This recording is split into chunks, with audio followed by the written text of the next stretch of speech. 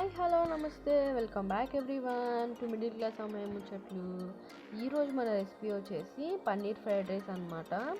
ఒకసారి మీరు కూడా చూసి తప్పకుండా ట్రై చేయండి. పదండి చేసేద్దాం.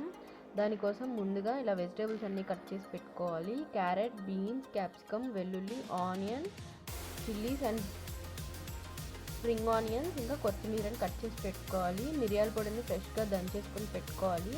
పన్నీర్, సోయా సాస్ని కూడా రెడీగా పెట్టుకోవాలి. వేడివేడిగా రైస్ బాయిల్ చేసుకుని ఇలాగ ఆరపెట్టుకోవడానికి ప్లేట్లోకి తీసేసుకోవాలి. స్టవ్ ఆన్ చేసి కడాయి పెట్టుకొని అందులోకి 2 టేబుల్ స్పూన్ ఆయిల్ యాడ్ చేసి పన్నీర్ని యాడ్ చేసుకుని ఫ్రై చేసుకోవాలి. అది కొంచెం త్వరగా ఫ్రై అవ్వడం కోసం నేను ఇక్కడ పెప్పర్ ఇంకా సాల్ట్ని స్ప్రింకిల్ చేశాను. అది గోల్డెన్ బ్రౌన్ వచ్చిన తర్వాత ఇప్పుడు దాన్ని ఒక బౌల్లోకి తీసేసుకుందాము.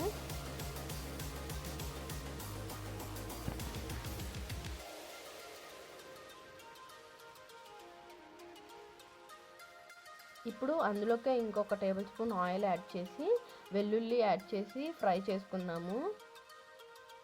ఫ్రైడ్ రైస్ ఎప్పుడైనా హై ఫ్లేమ్లో చేస్తేనే బాగుంటుంది. సో హై ఫ్లేమ్లో పెట్టి చేసుకోండి. ఇప్పుడు అందులోకి ఆనియన్స్ని యాడ్ చేస్తున్నాను. ఆనియన్స్తో పాటు చిల్లీస్ని కూడా యాడ్ చేసేసి ఫ్రై చేసుకుందాము.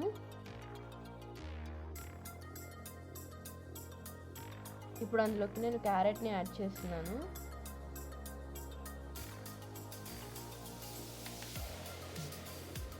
క్యారెట్ కొంచెం ఫ్రై అయిపోయిన తర్వాత అందులోకి బీన్స్ని యాడ్ చేసుకుని ఫ్రై చేసుకుంటున్నాను.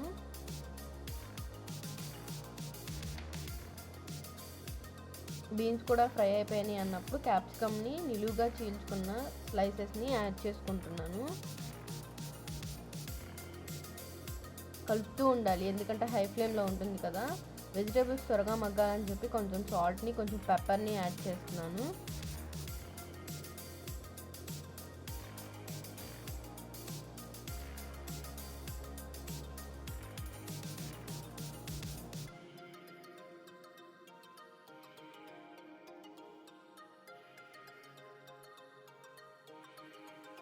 ఇప్పుడు అందులోకి 1 టేబుల్ స్పూన్ సోయా సాస్ని యాడ్ చేస్తున్నాను. మీరు కావాలంటే 1 table spoon vinegar, 1 table spoon chilli సాస్ని కూడా ఇప్పుడు యాడ్ చేసుకోవచ్చు.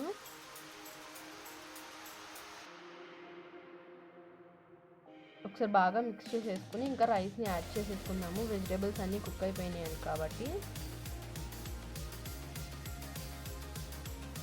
ఇలా ముందే రైస్ ఇలా ప్లేట్లోకి తీసుకొని పెట్టుకోవడం వల్ల రైస్ పొడి పొడిగా ఉంటుంది, ఆరుతుంది కాబట్టి. అందులోకి సరిపడినంత పెప్పర్, సాల్ట్ని ఇప్పుడే అడ్జస్ట్ చేసి యాడ్ చేసుకొని మనం ఫ్రై చేసుకున్న పన్నీర్ని కూడా ఇప్పుడే యాడ్ చేసేసుకోవాలి. హై ఫ్లేమ్లో ఉంది కాబట్టి త్వరగా మిక్స్ చేసుకోవాలి. అడుగంటుతుంది కదా, లేకపోతే రైస్ అనేది స్టిక్ అయిపోతుంది. సో ఫాస్ట్గా కలుపుకున్నాము.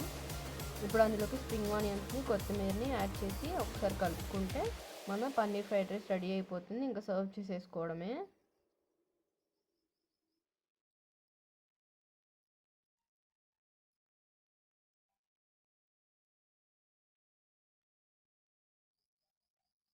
ఇదిగోండి, సర్వ్ చేసేసుకున్నాం మన పన్నీర్ ఫ్రైడ్ రైస్. చూడండి, పొడి పొడిగా ఉంది.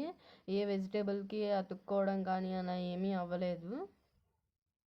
పన్నీర్ కూడా హోమ్ మేడ్ కాబట్టి చాలా మంచిది. పన్నీర్ రెసిపీ కావాలంటే కామెంట్ చేయండి, చేసి చూపిస్తాను. మీరు కూడా తప్పకుండా ఈ రెసిపీ ట్రై చేయండి, మీ అందరికీ చాలా నచ్చుతుంది.